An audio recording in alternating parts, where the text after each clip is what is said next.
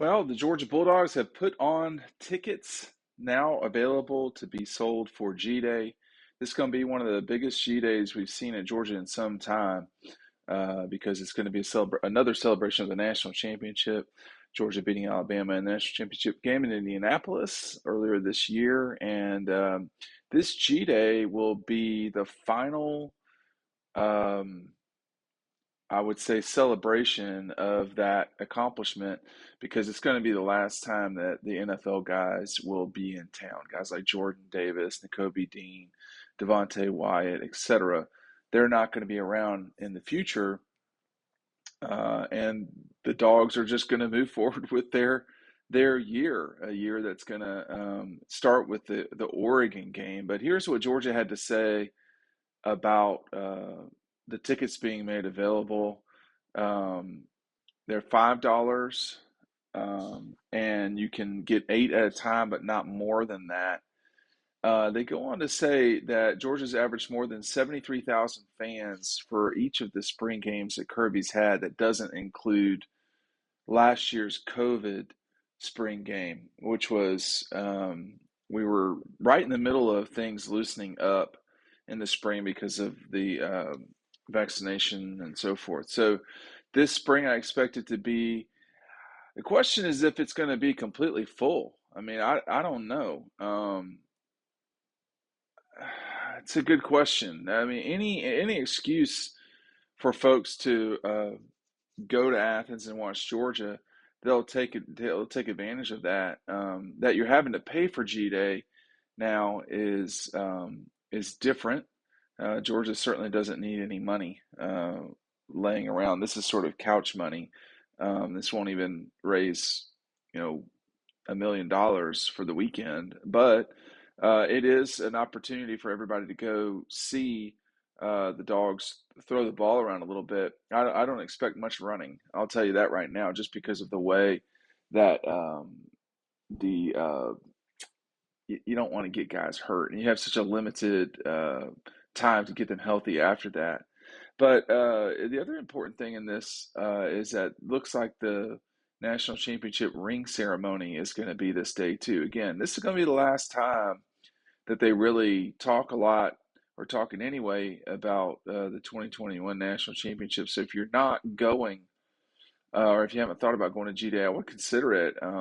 G Days have always been for me a mixed bag. I mean, I just for me, this one, it's the day before Easter, so that is not ideal for some of us. But it's always been um, just G Day, just an absolute second in time, because leading into it, it's hard to really say, oh, G Day is really going to matter a lot. And then once you leave it, you've got what, 4 months after that of um, you got 4 months after that of things that guys can do. I've got this little line in my purview that's really driving me crazy. But you see it? It's like a special thing here. It's what happens when you're not in a studio. It's what happens when you don't control everything. Um, but nonetheless, I think it's going to be an interesting G Day. There's a lot of discussion that Carson Beck has had a good run here lately. You've got Stetson Bennett, of course, who's been around the block for a while, and that will be something to watch. How will this defense be as we get into the 2022 season? They've got a lot to replace, namely their defensive coordinator and potentially 4 first-round guys. But it really is a good celebration.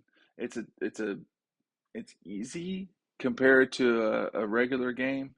It's going to be one of the few games that's going to be televised. USC and Georgia are the 2 games that are going to be televised on actual television. Everything else is going to be streamed or on um, one of the conference networks. So that's not at all the same exposure as what Georgia and USC will get. Why USC is getting that, I mean, I understand why Georgia is. It just won the national championship. Obviously, with USC, there's a lot of discussion about Lincoln Riley, and can someone from the West Coast finally get going again? Excuse me. You've only had one team from the Pac-12, which is UW in 2016, that has been to the playoff. So that's not a really good look. No, that's not true. That's the last one because Oregon went in 2014. So this is an exposure event for Kirby and Company, the ability to sell your program. The game, I think, is on ESPN2, not even ESPN1. So, but we're coming down to it. It's not that many weeks until this event occurs. But like I said, G-Day is always a fun event. I mean, people like me, I try new things out in terms of the photographically speaking. I use it as a test run for actual games, and Kirby and them are doing the same thing. But I would watch for what's really going on with the backups at quarterback, and no one game is going to give you the indicator of what it is. Spring practice is like G-Day is 8% of G-Day of spring ball. So it's an indicator. It's not the end all be all. Secondly, what's happening? I mean, if this defense gets run on a little bit, that's a bit of a problem. And that would be something to watch. Although this offensive line is very good, I think there's a lot of confidence coming into the 22 season about Georgia's offense.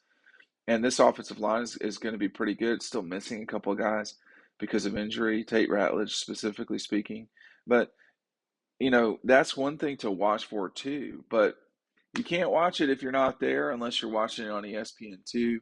And I just would encourage everybody to go only because this is going to really be the last sort of celebratory moment. I know Kirby will be in a bad mood because this is practice, but it really is a moment.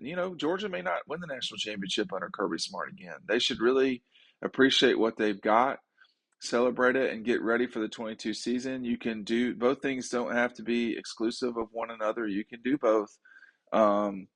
I do think they will win another championship under Kirby, just like I thought they would win one, the first one under Kirby. I'm not like the rest of y'all. I don't figure out how Georgia will lose. You have to see programs for what they are, and right now Georgia's one of the best three in the country. And the question is, can they keep it up? Spring ball will give us an indication if that's true. You can get your tickets over at GeorgiaDawgs.com.